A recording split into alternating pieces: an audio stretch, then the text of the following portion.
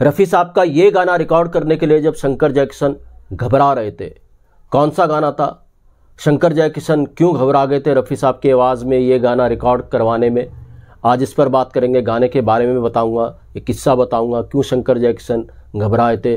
दोस्तों, चैनल पर नहीं तो चैनल को सब्सक्राइब कर लीजिएगा, बेल आइकन भी प्रेस कर लीजिएगा ताकि नोटिफिकेशन आप तक पहुंचते रहे। नमस्कार, मैं महेश कोहली बॉलीवुड संगीत के सफर से। दोस्तों, आज मैं जिस गाने की बात कर रहा हूं बहुत नायाब गाना है, शंकर जयकिशन का बहुत नायाब गाना है, अच्छी कंपोजिशन है, अच्छे लिरिक्स है इस गाने के अंदर।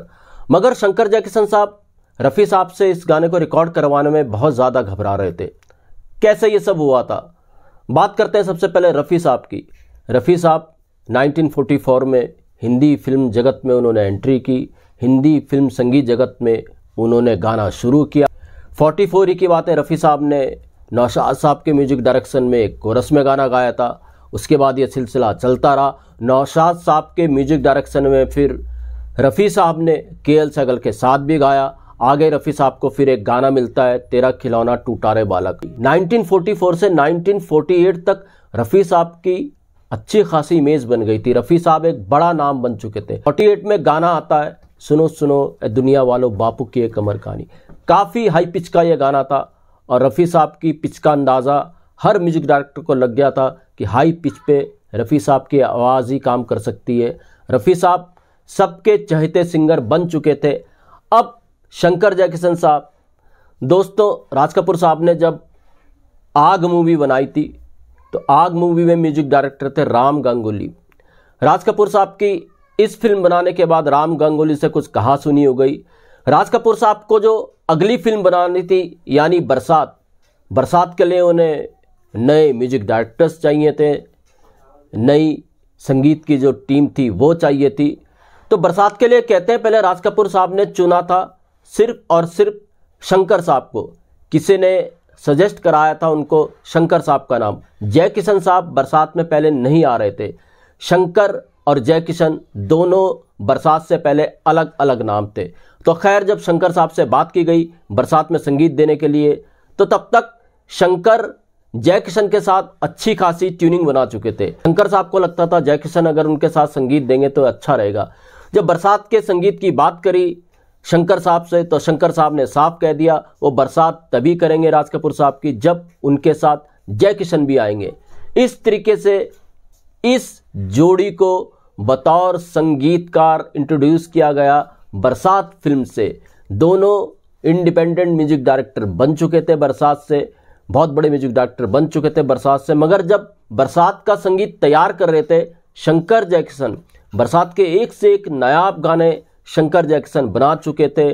उसमें मुकेश जी के भी गाने थे, लता जी के भी गाने थे। लता जी को तो कहते हैं जो बड़ा ब्रेक दिया वो शंकर जयकिशन ही ने दिया बरसात के बाद, और लता जी ने बरसात के बाद फिर पीछे मुड़कर नहीं देखा था। तो खैर, शंकर जयकिशन जब बरसात के संगीत पर काम कर रहे थे तो उनका एक गाना ऐसा बन पड़ा जिसकी पिच हाई थी। अब रफ़ी साहब का तब तक नाम हो चुका था तो शंकर जयकिशन ने सोचा अपनी ये कंपोजिशन वो रफ़ी साहब से ही गवाएंगे। मगर शंकर जयकिशन साहब की हिम्मत नहीं पड़ रही थी रफ़ी साहब के पास जाने की। कारण ये भी था बरसात के जो और मेल सॉन्ग्स थे वो मुकेश जी गा रहे थे। तो शंकर जयकिशन को लगा यार एक गाना, रफ़ी साहब बड़ा नाम बन चुके, रफ़ी साहब के पास जाएंगे सिर्फ एक गाने के लिए, रफ़ी साहब शायद मना ना कर दे। तो इस तरीके की बेचैनी शंकर जयकिशन साहब के मन में थी। मगर शंकर जयकिशन साहब ने हौसला दिखाया और वो रफ़ी साहब के पास गए। तब भी शंकर जयकिशन घबरा रहे थे। शंकर जयकिशन ने रफ़ी साहब को अपने गाने की धुन सुनाई और रफ़ी साहब को कहा कि ये गाना आपके हवाले है, आप जैसा चाहें इस गाने को हमारे लिए गा दीजिए। यहाँ पर रफ़ी साहब की महानता देखिए। रफ़ी साहब हर म्यूजिक डायरेक्टर को अपना उस्ताद मानते थे। रफ़ी साहब ने शंकर जयकिशन को कहा नहीं, आप इस गाने के म्यूजिक डायरेक्टर हो, आप ही मुझे बताएंगे गाना मैंने कैसे गाना है। मैं इस गाने को अपने तरीके से नहीं बल्कि आपके तरीके से गाऊंगा। अब शंकर जयकिशन साहब का हौसला बढ़ा, मगर इससे पहले वो घबरा रहे थे। रफ़ी साहब ने उनको हल्का किया। रफ़ी साहब ने शंकर जयकिशन के साथ इस गाने की बखूबी रिहर्सल की और फिर शंकर जयकिशन के म्यूजिक डायरेक्शन में रफ़ी साहब ने अपना ये गाना रिकॉर्ड किया। और शंकर जयकिशन साहब ने पहली बार इसी गाने से रफ़ी साहब के साथ शुरुआत की थी। मतलब रफ़ी साहब ने शंकर जयकिशन के लिए पहला गाना यही गाया था। जी हाँ दोस्तों, बरसात के सारे गाने सुपर डुपर हिट थे और ये गाना भी नायाब था। बरसात का ये गाना था, मैं जिंदगी में हरदम रोता ही रहा हूँ। मैं जिंदगी में हरदम रोता ही रहा हूँ। बरसात काफ़ी हिट हुई, बरसात के सारे गाने चले, लोगों के बीच में तहलका मचा दिया था बरसात के गानों ने। और शंकर जयकिशन साहब बहुत बड़े म्यूजिक डायरेक्टर बन चुके थे। शंकर जयकिशन साहब ने अपनी जो आगामी फिल्में की, आर.के. बैनर में तो उन्होंने ज़्यादातर मुकेश जी को ही गवाया, मगर आर.के. बैनर से बाहर शंकर जयकिशन साहब ने रफ़ी साहब के साथ एक से एक नायाब गाने रिकॉर्ड किए, चाहे वो गाने शम्मी कपूर साहब के हों, चाहे वो गाने राजेंद्र कुमार साहब के हों। शंकर जयकिशन साहब ने आर.के. बैनर से बाहर रफ़ी साहब की आवाज़ का बखूबी इस्तेमाल किया और रफ़ी साहब के साथ शंकर जयकिशन ने एक से एक नायाब गाने क्या, बल्कि मैं कहूँगा अमर गाने दिए, जो हम सबको पता है। तो दोस्तों, ये था एक किस्सा।